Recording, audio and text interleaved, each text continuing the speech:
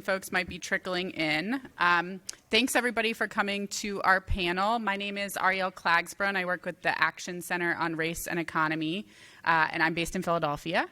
And we're really excited to welcome you all to this panel about a new Pennsylvania-based coalition that's taking on the corporations and billionaires that are holding back our state. We're called the Payback Table, and we formed in the last year to expose and take action on this set of billionaires and corporations that we're excited to talk about today.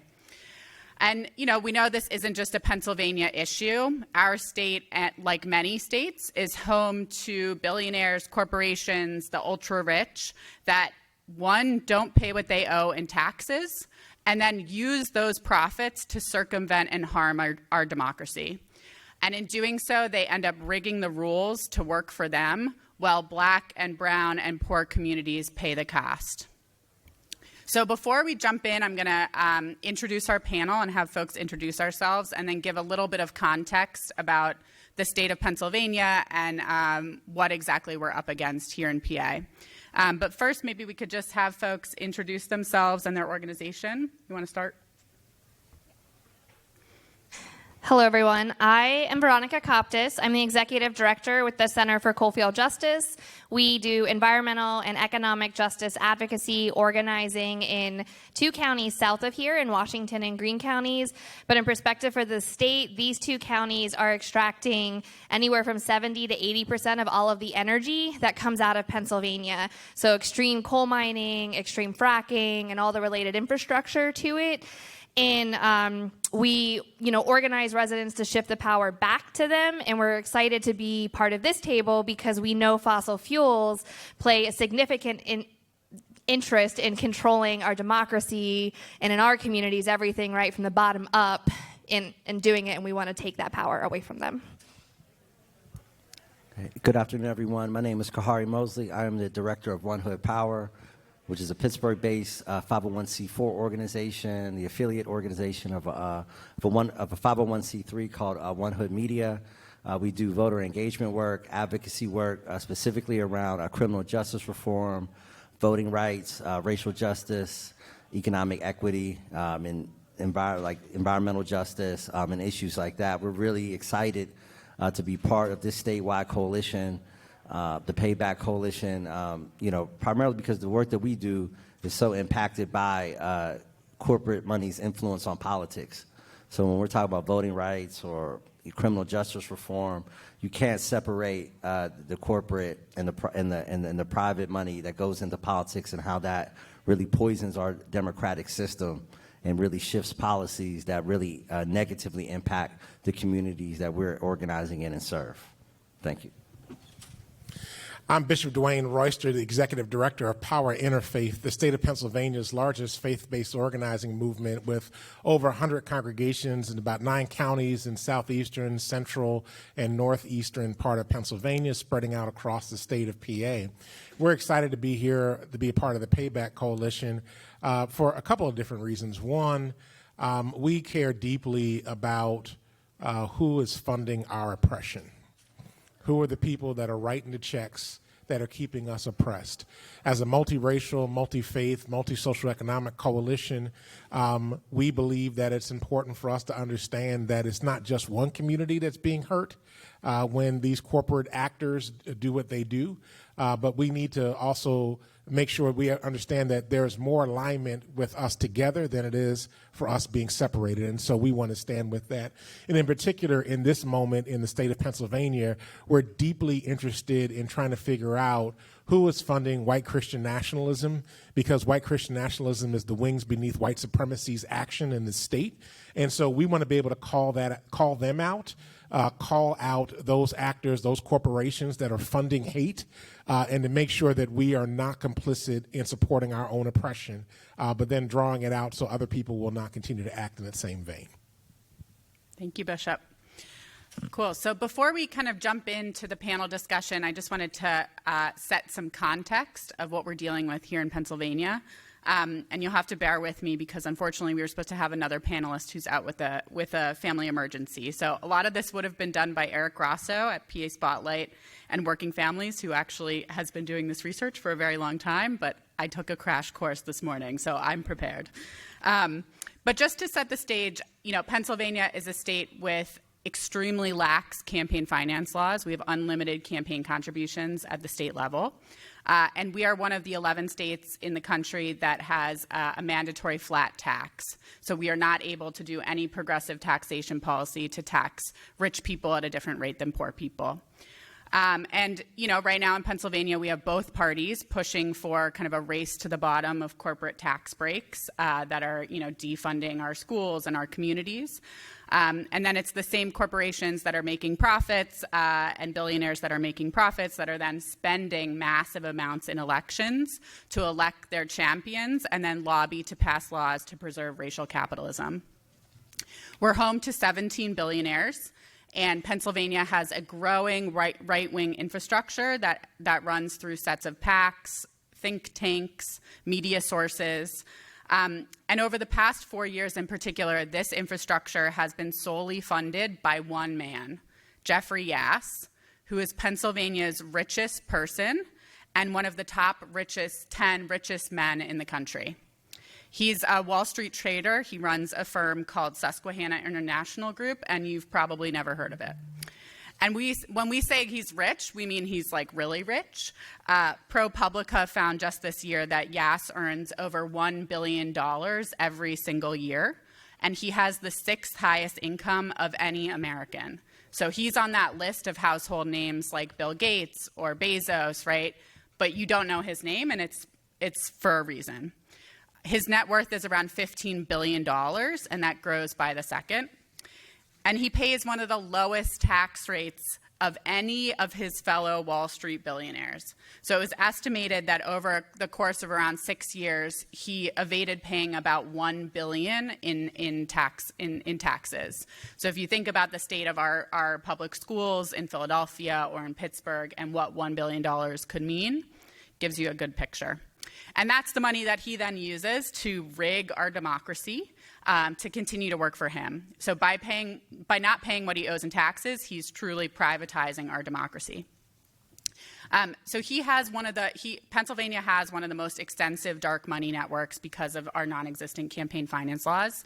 And over the last decade, that right-wing network has spent about $100 million in the state, and $30 million of that alone has come from Jeffrey Yass. We've heard rumors that in the next, 6 months here in PA, I don't know if you've heard, but we have some high-profile elections, and he's prepared to spend up to $75 million in this election cycle. So that is some of the kind of backdrop by which progressive organizations and, issue-based organizations are doing our work. And we've seen already in the primary cycle this year, he spent about $40 million targeting progressives, boosting extremists across the state. And then he's increasingly in national profile. So he's funding people like Andrew Yang, like Rand Paul, funding outside of Pennsylvania as well. His number one issue is school privatization. He runs, candidates who, in school board races and beyond, who support the privatization of public education. He whipped up racism across the state in 2021 by funding candidates running against critical race theory in school board races across the state. And this is a really good example of how Jeffrey Yass is rigging the rules to work for him.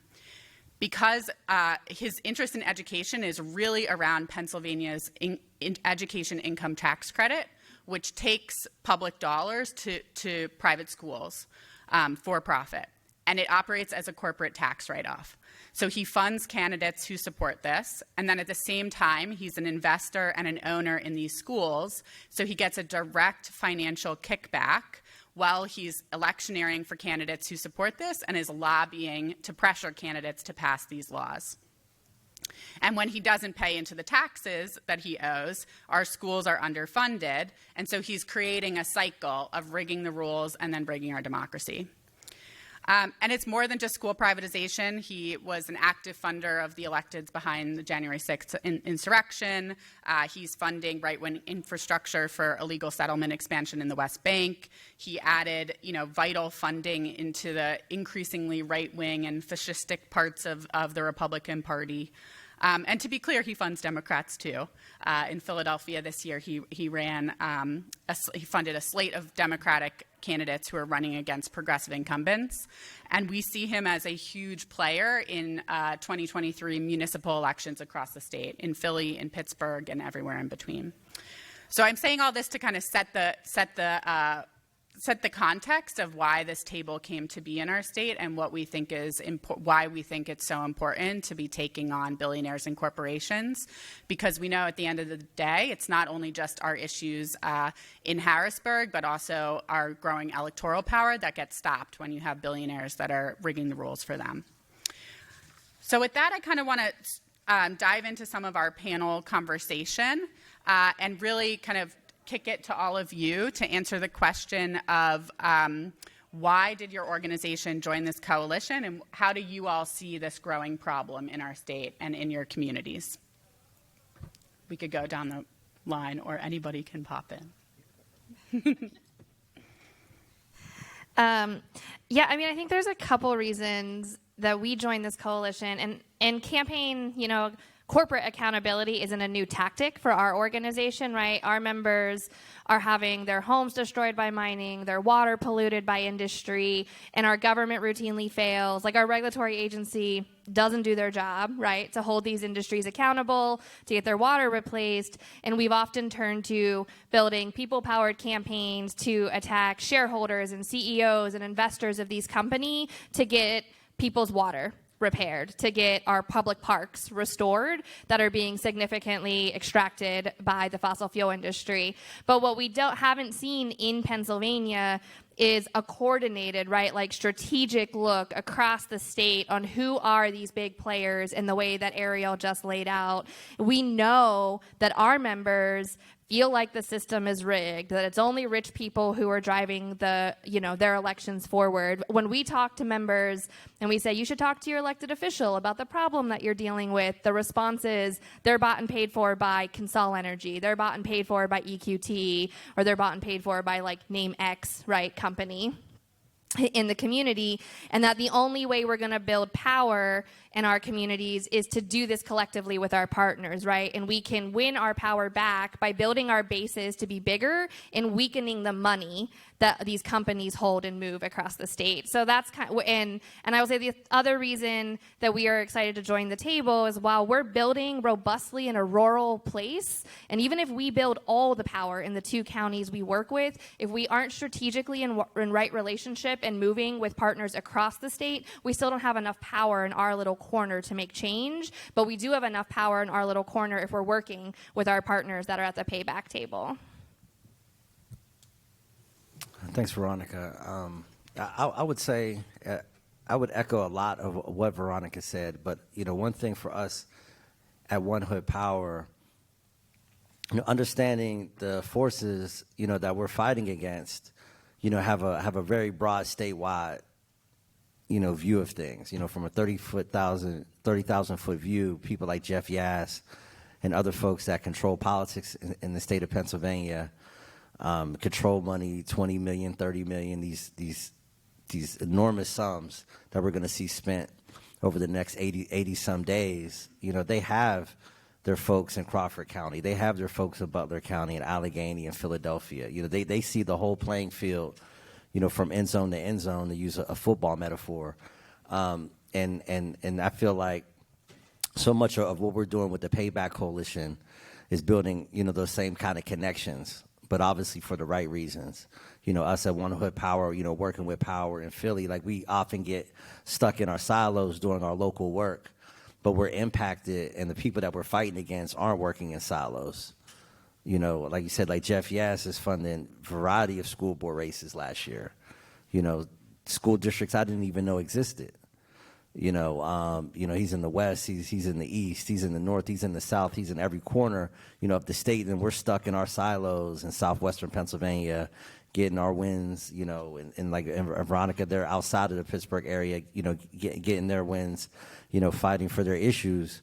But, we're not going to have that that the type of impact that we want to have unless we're, even just in the few months that we've been having our Zoom meetings and having our meetings, I'm learning so much more, about the landscape and so much more about Philadelphia politics, about what's going on in Harrisburg, much more than I knew prior to coming to this table. And then start to see the connections, between Jeff Yass, between UPMC, between Amazon, between these various, corporate entities that have a disproportionate, amount of say in how, our legislature works, or, who gets to run for office, or who, gets that $25,000 check, or, who gets that $50,000 check. Because, Pennsylvania, we don't have, campaign limits if you're running for state offices. Like in Pittsburgh and Philly, some of the municipal places, they have certain limits like the federal level, but in Pennsylvania, you could write a $750,000, you could write $1 million check to somebody running for office. So to really be able to have that kind of intelligence from around the state and knowing what's happening in each corner and how this issue in Allegheny County might affect Philadelphia, or might affect Erie, or might affect Lackawanna or Franklin, or whoever. We really get to tear down like these kind of artificial barriers where we think, well, we're in the city, we're doing urban stuff. We don't have to work with Center for Coalfield Justice. They're doing that fracking stuff. They're out in the quote unquote sticks, and it doesn't relate, but you really get to see that it's really pretty much the same issues. It's really the same playbook they're playing from. It's just a different constituency. We really need to come together. So, I know, the Bishop and Veronica have a lot of, really detailed explanations and really smart things to say about why we work together. But for me, I would just focus on that one part, of why we came to the table and why we think this work is going to be so valuable moving forward. Thank you. So we're here because we want to call out the puppet masters. We want to be able to cut the strings between the puppet masters and the puppets and make sure that political leaders are actually serving the interest of their communities and not serving the interest of the oligarchs and the corporations. It's actually interesting. We keep talking about these Russian oligarchs. We don't talk about the American oligarchs that are really controlling our country so that we're not really a democracy anymore. And we're watching as Pennsylvania is increasingly becoming less of a democracy and more of an oligarchy. So we want to cut the strings. Power Interfaith, when it had its very first campaign, we went after American Airlines, and it was a huge lift.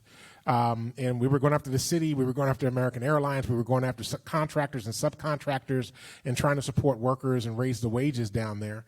And we know that if you don't cut the strings between corporate interest and politicians, then you're not going to be able to win what you need to win for your people.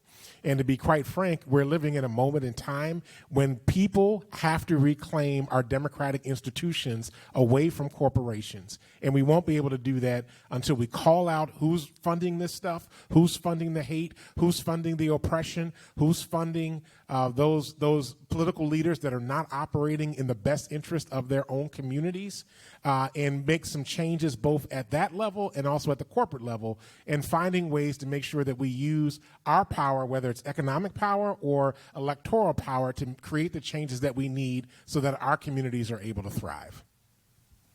Thank you all. Great. So maybe we could talk a little bit about why this table feels important in the landscape of our work. I think all of our organizations have done a lot of issue work. We've done, some groups have done electoral work, and this table is really around like how we're building new skills around corporate campaigns. And we all have various different approaches to what it looks like to hold corporations, billionaires accountable. And there's a lot of kind of wisdom at this table. So maybe just turning it to you around that. How do you think about what we're doing in this table in terms of growing our skills around corporate campaigning?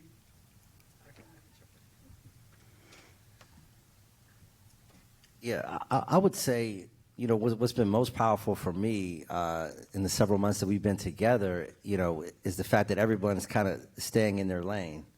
It's not like, with One Hood Power, like we're not doing research. We're not doing policy, we're working,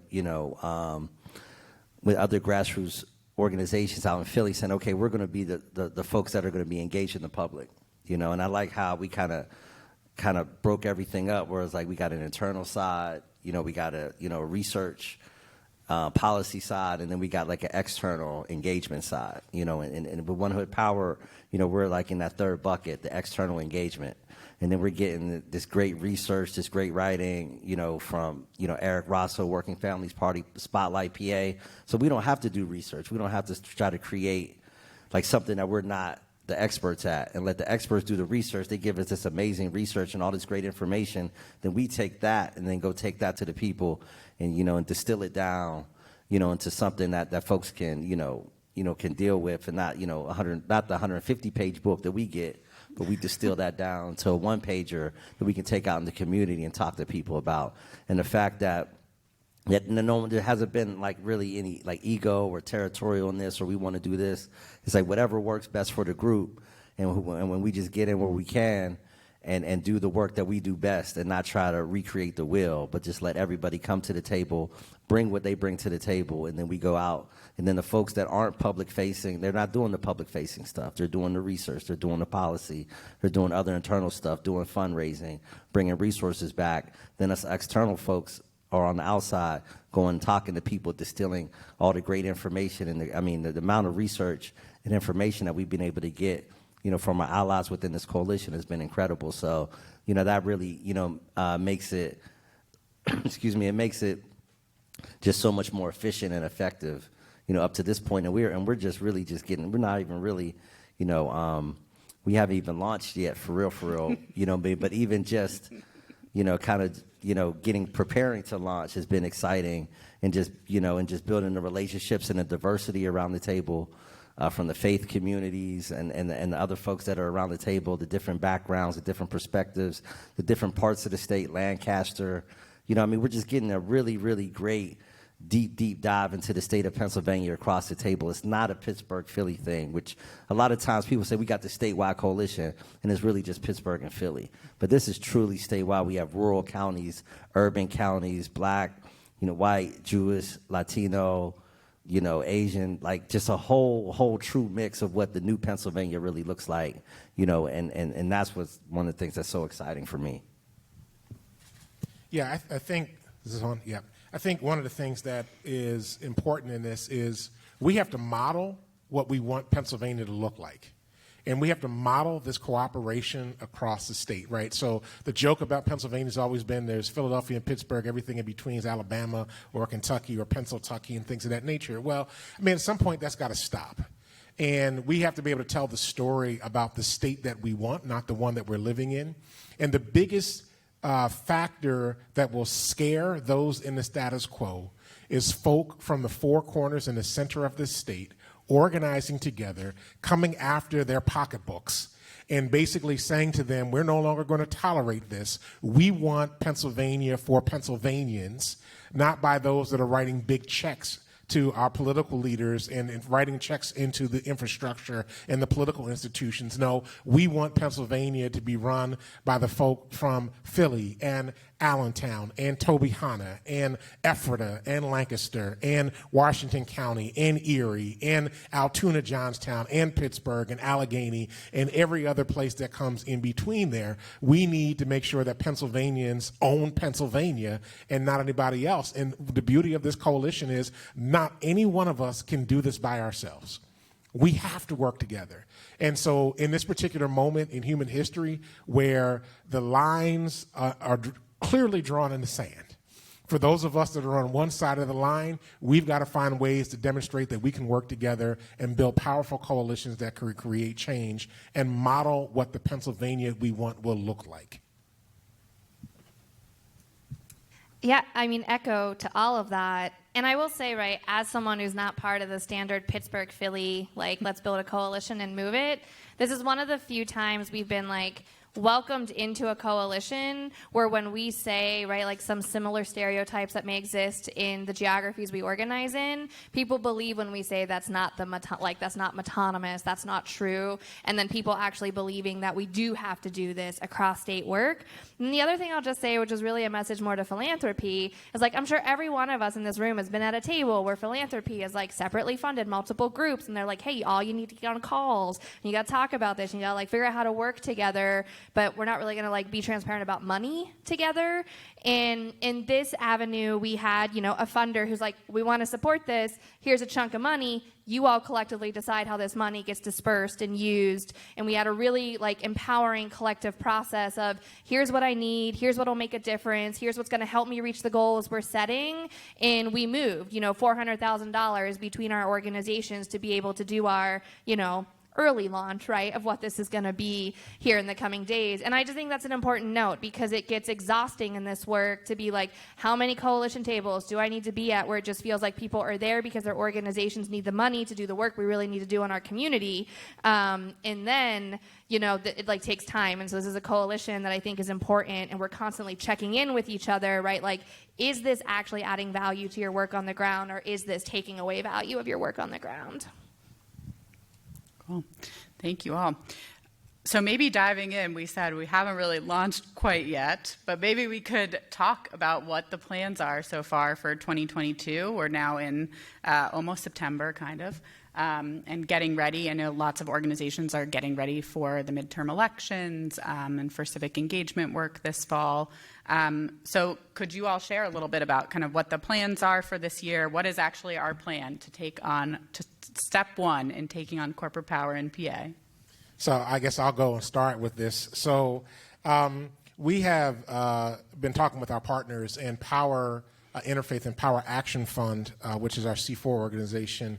We're going to be launching a bus tour across the state of Pennsylvania, hitting about 10 to 15 different cities and towns and counties in what we call the Silent No More bus tour, which is about creating a vision for a faithful and inclusive and flourishing Pennsylvania.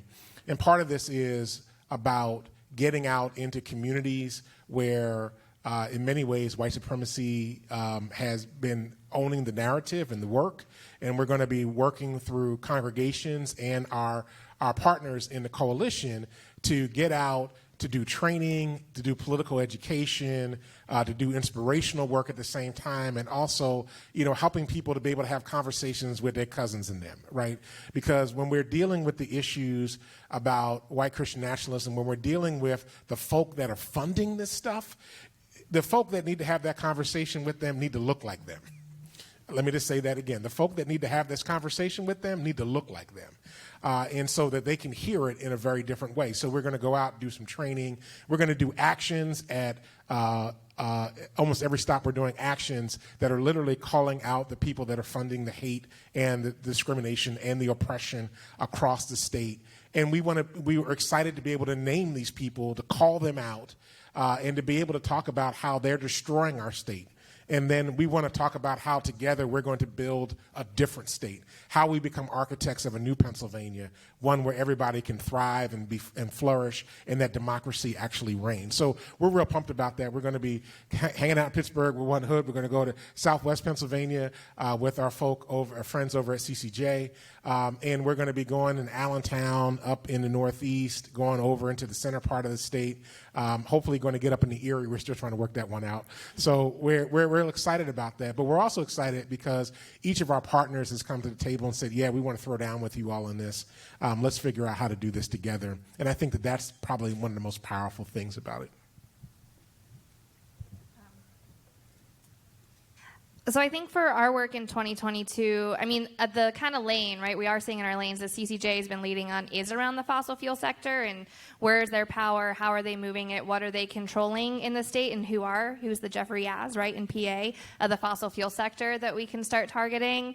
And a lot of that will be research and development to like track that money, figure that out, but also on the ground in our communities, you know, Ariel said, right, there's unlimited campaign contributions in Pennsylvania. I don't think most of Pennsylvanians who vote actually know that that exists, and like that's why there's so much money, and that's why it's so easy for your legislators to be bought and paid for. So we're doing a canvas around our Get Out the Vote and why it's important to vote by knocking on people's doors and having conversations with them about this issue. How do you feel about this issue? Would you want to engage to keep money out of politics in the future? And through that, increasing to build our base, and then in the long term, looking very closely with fossil fuels and potentially PNC and what is their connection to how they're moving money into fossil fuels, but also into hate, right, into a lot of other things. And they're a big bank across the state. And when we talk about building state power, how do we find places for people to engage?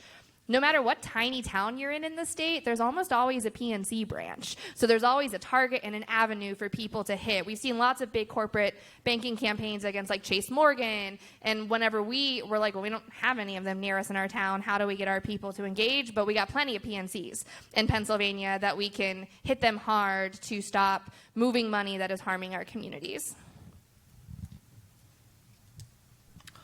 Yeah, another big thing that we're looking at, is really trying to raise the profile of Jeffrey Yass in the western part of the state.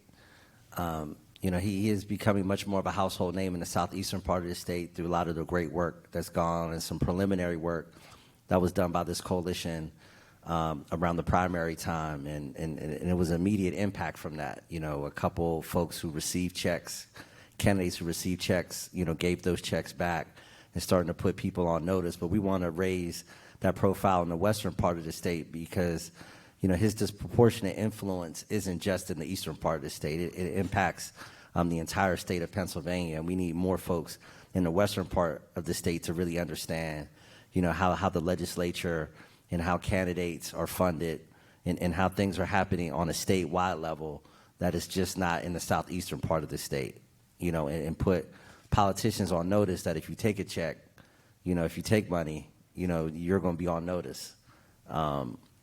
So that's a real, exciting thing that we're looking at from a One Hood Power perspective is really taking the mantle of really over the next few months, really raising the profile of Jess Yass in the western part of the state and letting people know that it's just not in the Philly area, your local school district or your local legislator, or your statewide candidate for office, could all, potentially fall into the tentacles, of this billionaire who's hell-bent on having a disproportionate influence on politics in the state of Pennsylvania and take advantage, of all the loopholes that Pennsylvania election law, it currently has. So that's one thing that we're really, really looking at. And then using that as a model to get onto other targets as we go into 2023 and 2024 as well. Great. Well, let's jump into that. I think, 2022 we really see as a year for us as trying some stuff out. This is like a new skill set that we're all taking on. I don't think anybody has the perfect answer of how you kind of sever the ties of corporate power and politics in America. And if they do, please come talk to me.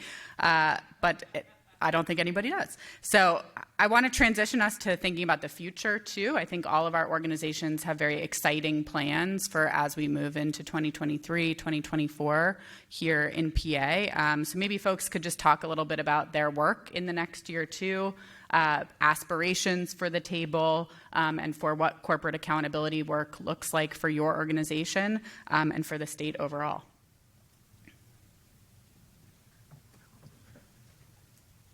I'll say we're still all deeply planning, right? We have a big unknown that may happen in November in Pennsylvania that will shift any of our plans in any direction that it goes. I will still say, right, like going into 2023 and 2024, like both Republicans and Democrats are not working for our communities. This, like the establishment, the standard, we've got our few leaders and progressive champions in there, but the system is, right, largely not working for our people. So there's going to be a lot of work heading into it. A lot of different elections, and I think we're one of the few, maybe the only partner at the payback table that doesn't have an electoral arm to our organizing. So I think in 2023, we're definitely exploring how we do that, if we can do that, right? The IRS is, not designed for working people to build power. And really focus on that. And the reason we're doing it, right, so in Washington and Greene counties, in this very critical corner of the state, where there are legislators who are elected right now that are like chair of energy resources and environment committees, right? There are legislators out of this part of our service area that hold a lot of political power in Harrisburg. In most of our seats this year, this election, unopposed, right? The Democratic Party has largely given up on this region, and the Republican Party is like taking flight with leaders that are just going to sell our communities out. So I think a lot of our visioning is to learn, right, from One Hood, from Power, from many of the other partners who have done this, right? C3 and C4. How can we do it? How can we not break the law through the process? And start to actually build real people power in Washington and Greene counties, right, in the heart of fossil fuel extraction in our state. And at the same time, I already kind of talked about this a little bit, but like really weakening the fossil fuel industry's power through divesting their investors, their banks, and moving money to industries that are literally giving kids cancer, polluting people's water, right, like killing folks, making that immoral to move any money to going forward. Yeah, I think for us, so there's a Philadelphia mayoral race and a city council race that's actually going to be really critical. And actually, Jeffrey Yass has played in Philadelphia mayoral and city politics for a while. And so I really just want to get a big pair of scissors and just go to like every person that's running for office in Philadelphia and just be very clear to them. If they don't cut the strings, we're going to expose them about where they're getting their money, right? We're going to read all of their expenditure statements for their PACs, and we're just going to, we should just print them. I think we should just go ahead and print them and just like print them, make them public for everybody so they can see where the money is coming from, right? Because we've got to cut these. Jeffrey Yass' office is literally across the street from Philadelphia. On City Line Avenue. So the one side is the city, the other side is the main line, what they refer to as the Philly main line. And he could be in Philadelphia. He chooses not to be in Philadelphia, right? And but you want to play in a city that you don't even want to be in. You want to play politics. You want to control what's happening in that place, but you don't even have the courage to live and to be a part of the city in a much more substantive way, other than trying to control its politics, other than trying to control its school district, other than trying to control its mayor and to control its council members, and trying to do things that are just totally destructive to the people that live in the city. So yeah, we're going to be fighting for that. We're also going to be coming up against Exelon and Pico Energy, which is the electric company for the city, and the challenges that come with all of that. They're Exelon's out of Chicago. Philly sold the energy company to them years ago, and we're actually going to be coming after them as well in terms of how they are continuing to pollute the city and not think about how to use renewable energy and resources to be able to create a new city. I did just want to say, because when we were mentioning research, we forgot to lift up Little Sis and Allie's in the room. So I just want to make sure we acknowledge that as well and the work that Little Sis is doing to support us and all of that. So, I think that, when we're looking at 24, for all of our campaigns that we're working on, we're now also adding corporate targets to that as well. Because here's the other issue that we face in the state of Pennsylvania, right, is also this issue of preemption, and then who's funding for Pennsylvania to continue to have preemption in place that hurts Black and brown and Asian Pacific Islander, indigenous folk, and poor white folk, right? That we can't raise the wage is the issue. And there are people that are funding to make sure that the wages can't be raised. And so we need to be able to go after those folk. We need to call them out. We plan on lifting all those things up in 2024 and beyond in the work that's ahead of us. 2023 and beyond, I should say. Thank you. And much like in Allegheny County, like the bishop said, is happening in Philadelphia. We have a very important election season coming up after the midterms are finished. We have an open county executive race. Many of you know Rich Fitzgerald will finish his final year of office, his third term. He'll be term limited, so it will be an open seat. There's a number of candidates whose names have been mentioned, for that. So that's something that we're going to be looking at. And really, during more than the two previous, this will be whoever will be the next county executive will be the fourth ever county executive for Allegheny County. It was something that was started in 1999 into 2000. Before that, we were like most of the counties in Pennsylvania where we had the 3-commissioner system. We ended that in 1999 with the Home Rule Charter. created a county council, created the office of county executive. And I think during, Rich Fitzgerald's term, he's, has been successful in one thing in particular in really raising the profile of that office and really establishing that is really the most powerful political office in Western Pennsylvania. I would say for the first 10 years that office existed, it was still more about the mayor of Pittsburgh. But over the last 10 years, just with so many various policy things, we've seen how powerful the county executive could be, whether it's energy policy, whether it's transportation policy, whether it's how the county jail is being run, and then also how politics was run in general. He ran, obviously anyone who's been following politics around here knows, me and my wife, who's now a judge, Judge Chelsea Wagner, knows that me and my wife have never been friends, with the county executive Fitzgerald, at least not for a long time. They actually ran together as a ticket back in 2011, but that seems like 10 lifetimes ago. So there's no, there's no love lost there. But he's ran politics with a extreme iron fist. And I think the one thing that we learned from the Fitzgerald administration and from the Peduto administration, someone I had a lot of history with as well, is that being progressive isn't necessarily about just which policies you're for, but it's also how you govern and how you do politics. And I would say over these last 10 years, the city administration, before Gainey, and the current county administration have not been very progressive in how they do politics. There's a lot of threats. There's a lot of bullying. There's a lot of, if you dare question, this policy or that policy, it's only really in the last, 6 months to a year have we seen like the county council really push back. And that's not knocking the county council. I don't know if the county council had the numbers that they do now to be more of a pushback to the county executive, but to overturn a veto, a pro fracking, decision that he wanted to make, and overturning that was historic. 5 or 6 years ago, you wouldn't see that. So I think, for us, it's not only an opportunity to put someone in that has progressive policies, but sees politics operating a different kind of way. Many, like much how Mayor Gainey, governs. You don't have to agree, with Mayor Gainey on everything. If you disagree with Mayor Gainey on something, you still might get that invite next week. Where, with some of these elected officials, you disagree on an issue, you're not going to get that invite next week. If you're not fully, kind of like how the Republican Party is right now, with Trump, you want to go left, okay, you're going to get Liz Cheney right from the door.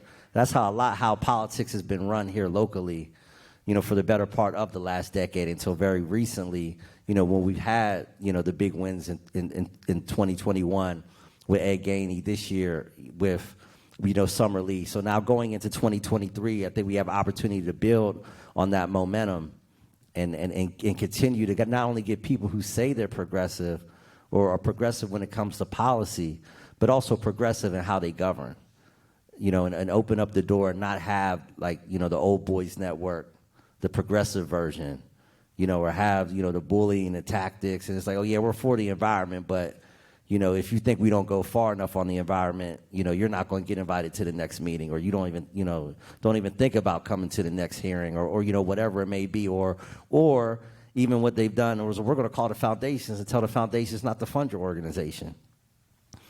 So not only do we want to change the way policy is done, we want to change the way politics is done, because there's definitely tons of organizations in the greater Pittsburgh area that's done a lot of good work, that when they do some good work, there's politicians calling the foundation saying, stop giving them money.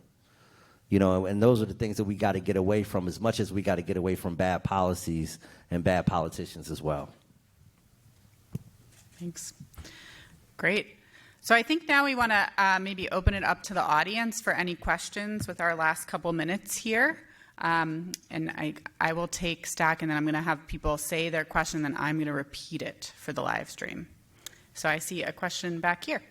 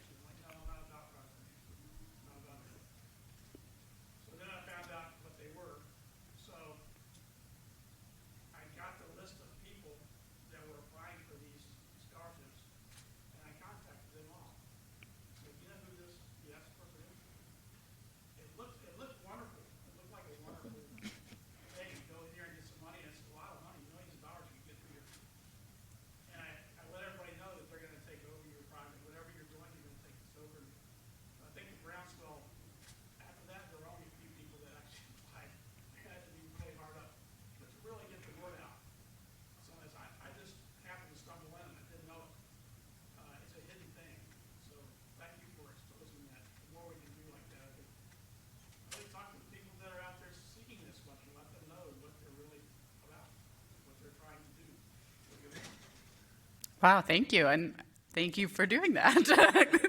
That was great. I don't know if any of you all have a response or. Great. Cool. Other questions? I think I saw Danny, and then I'll go in the back. Forgot your name. I'm sorry.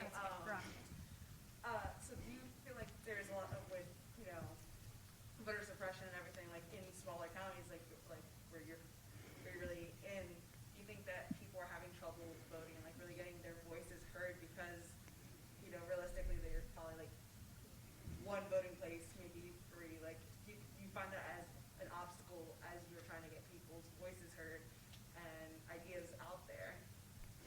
So the question was around voter suppression in small counties and how to kind of get the word out and get people's voices heard. Yeah, I think it's like, a combination of access. I don't think we see voter suppression the same way as like it is in predominantly like black and brown communities, but we do see intimidation tactics differently. And so, I mentioned we have a very critical state Senate seat in our district that's up for re-election this year, and it ended up being unopposed. And that's not by accident, right? Like, if you oppose this state Senate seat, you have every single fossil fuel energy company coming after you to not run and not take out the candidate that is their puppet. And we've talked to moms. I've considered, right, like, how could I run for this state Senate seat at some point? And when you live in a small town, I've got 2 kids who go to school with 40 other people. So there's like no hiding or protecting your family. And I think the bigger challenge we're up against too is, right, why I'm part of this table is we have to build a bigger we have to build a bigger base and support system, because when our leaders get attacked, and it happens now too, right, of our leaders that are out there, we got to be able to have the groundswell to have their back. And it's a big risk, right? It's a scary thing. So I think we see intimidation more when people think about like challenging the person who's in power and knowing that they're gonna, smear their name, come after their kids, put your house. I mean, like, I've gotten intimidation not for electoral work, just for like RC3 advocacy to stop impacts from mining. And so I think we have a lot of work to do as a movement. As we build our power, the right will fight back, and they don't have the same moral and ethics, right, we hold and how they fight back. And then the other thing with voting is like just more disenfranchisement, right? When you're like the county I live in, actually the way the district is cut, every single resident in my county could vote, but who decides the district is actually the little smaller towns in the neighboring counties. So when people really understand politics in that way, they're like, well, what's the point? Why do I vote, right? Like, it doesn't matter. And I'm sure there's different towns that are cut like that all across the state as well, too. And so we have to do a lot of work about, right, the bigger picture, the collective. If we give up, then they win, too, as well.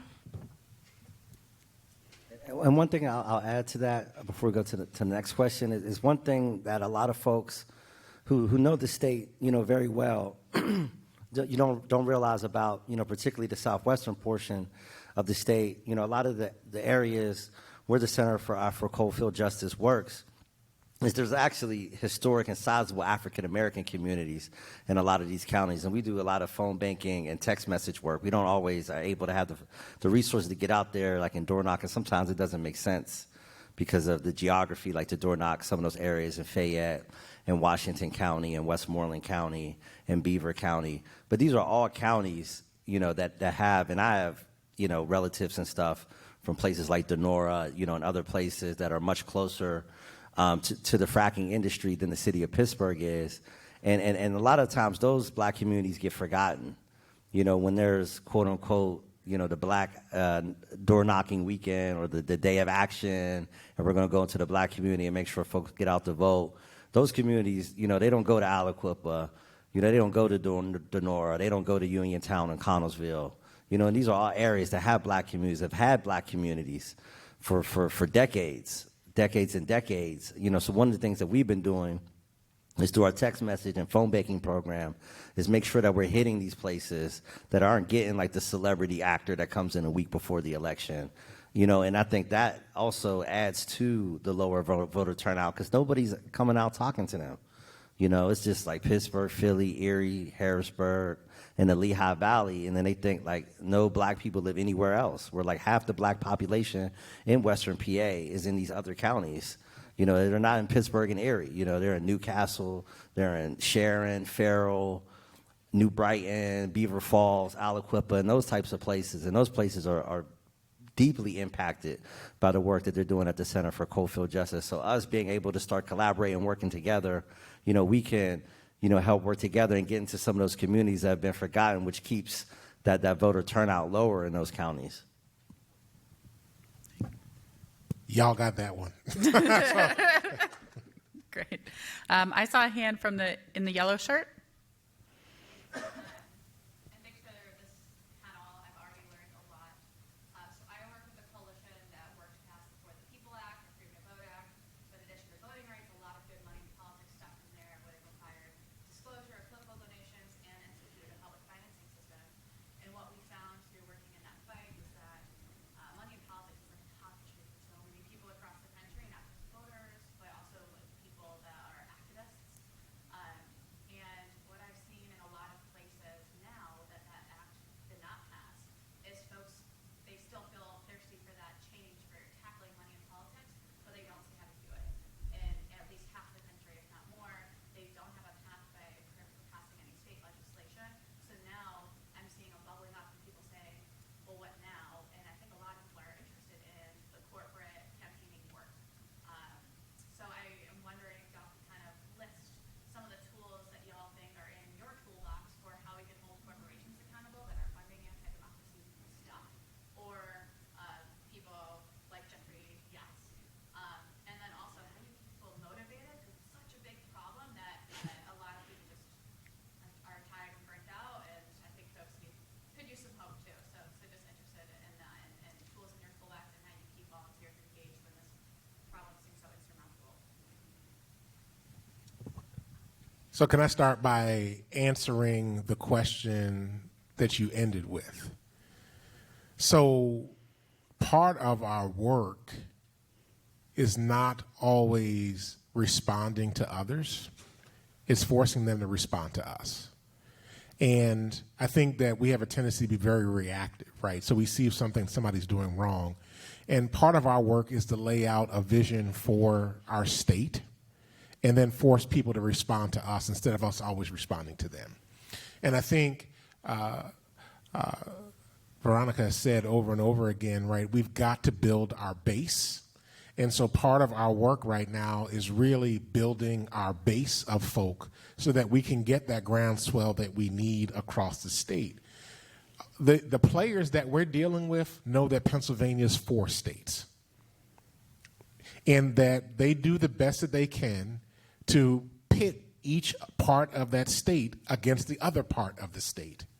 You know, general rule, outside of Philadelphia, everybody hates Philly because the story is constantly told that Philadelphia is a cesspool, and every time you put $1 into Philly, that's coming from these other areas, not recognizing that Philadelphia and its region actually puts more money into the state than it ever gets out of it. But the story is told that it's your money from out there that's going in. So we have to tell a new story about Pennsylvania. We have to tell a story about a united Pennsylvania. And I think that that's part of the work. This is not going to change overnight. And that what we're encountering right now is about organizing for the last 50 years of people who have been determined to figure out how corporations, the U.S. Chamber of Commerce, and others can take control of our government, how folk have been, you know, we're in a moment where states' rights actually becomes a whole new issue all over again. And so I think for us, part of this table is living hope. Right? Part of this table is like, oh, wait a minute, Pennsylvanians can work together to do something. Because if you actually ask most Pennsylvanians where they're from, they'll never say Pennsylvania. They'll tell you they're from Pittsburgh. They'll tell you they're from, you know, whatever county. They'll tell you from Philly. Most Philadelphians do not even know they live in Pennsylvania. No, I'm just kidding. It's like, Philadelphia's Philadelphia, right? And the reality is that we have to build a new image, a new narrative, a new way of being. And we do that once we begin to get people to buy into that vision and to see that we can work together, then we can, at the same time, we're also laying out a policy platform that we can begin to enact over a period of time. I mean, we've got some serious electoral battles against us, right?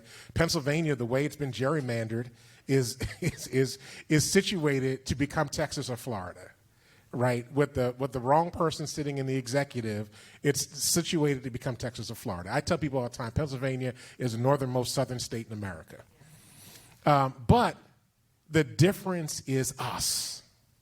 Right, and it's us building these coalitions, us building with even some of the moderates that are out there, right? No permanent friends, no permanent enemies, but we're going to find ways to build together with each other to be able to create the change. So I know I'm not exactly answering your question, but I want us to change it. Power belongs to a national network called Faith in Action, and our national executive director, the Reverend Alvin Herring, has said on numerous occasions, his mother taught him this when he grew up in the South, in the segregated South. And his mother used to tell him all the time, she said, if you show up like hope, people will give you their hopelessness. And I think part of what we have to do in part of our many communities is to get folk to give up their hopelessness and to recognize that they're more powerful than they actually are, and that they actually have more power when we cross lines to each other and build capacity to create change that we want in the state. So I wanted to answer your last question because I think I had the answer to that one. The other pieces, I think, is a work in progress. I mean, I have some answers on the tactical stuff too, right? Like we've run corporate accountability campaigns for years, and it's not any different, right? When like your target is a legislator and you're like, how do you start? Like ask nicely, let's show up, can we have a meeting? And then you escalate, and then you escalate, and then you escalate, and you bird dog them and you follow them. Like you can do those very same things to a CEO of a big Fortune 500 company, to Jeffrey Yass, right? They have homes, they go places, and what we find when we take our members where our targets are CEOs or shareholders, we cross political spectrums, right? We have R's and we have D's. We have people of different identities and ideologies who all have a common enemy, right? Company X that polluted our water in our town. And we're going to just be annoying to the point that they have to listen to us. And people stay engaged and they love it and it's fun. Like, I grew up poor and I love nothing more than yelling at rich people and like making them get scared. And they do, right? When you show up at the headquarters of any of these energy companies in South Point, which is not very far from here, like they get real pissed. They get real antsy. They've given a shit ton of money to the local police force because they're so scared about these working class people who might actually want clean water in the town. And we've done these things, right? We went to shareholder meetings. We shut down South Point for 4 hours at one point with our EJ partners. And people get excited. And then the other thing that happens, because you can rally folks across, right, like different experiences and lived experiences, transformation happens fast among these individuals. And so they get to be at an action outside of PNC's headquarters here in Pittsburgh, who grew up in a town in Western Greene County with people who are like, in Wilkinsburg organizing with One Hood and get to share a story together as well. And so it just provides all this avenue to like build that collective power. And it's, for most people, it's really fun to do as well. Yes. Important to bring fun back into our movements. I think we actually are at time. I think just one thing to add to the end of your question that Kahari mentioned, but I want to lift up to end on a victory, is we had a bunch of success already in the primary elections of pressuring people to give money back and actually making the corporate dollars toxic. So we actually had a Democratic state representative candidate who gave back the money that she had received from Jeffrey Yass, which was a testament to the power that we had built, the education, the outreach, the organizing, where she said this is actually a political liability. So where the system, right, where the laws, and particularly in Harrisburg, we're not passing what we need, we can actually start to kind of craft the will to force politicians to do what they should be doing anyway, too. So I'll add on that kind of nice victory and some fun direct action pieces, too. And thank you all for coming. And we'll also be around after the panel, and have a good rest of Netroots. Thank you.